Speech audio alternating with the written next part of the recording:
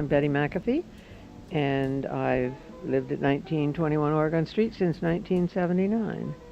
I was born in a suburb of Pittsburgh, Pennsylvania in 1924, which is 80 years ago. In 1967, we moved over to Berkeley.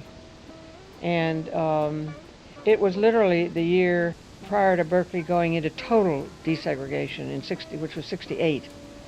And I wanted to get a job teaching in the Berkeley schools and did do that eventually. And so became part of that whole incredible effort to we called it integration, but we ultimately knew we were only desegregating. And I got my credential at Cal State Hayward, and I got my credential in a very special program that was geared to helping teachers work in poverty area schools. I became involved in this program and then became credentialed, and I wanted to teach in Berkeley. I mean, you know, Berkeley was right at the beginning of its whole desegregation program. When I was studying at Cal State Hayward in my teacher training program, I began to make a little Super 8 movie with kids.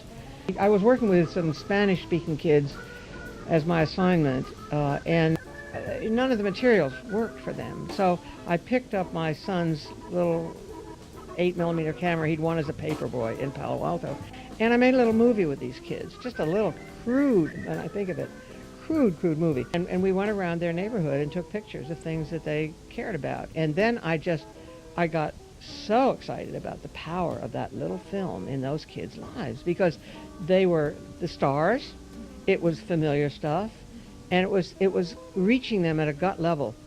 It just sent me on what has become then my life work, really, of working with image and movies and photography, largely in those days to improve the life of kids in schools.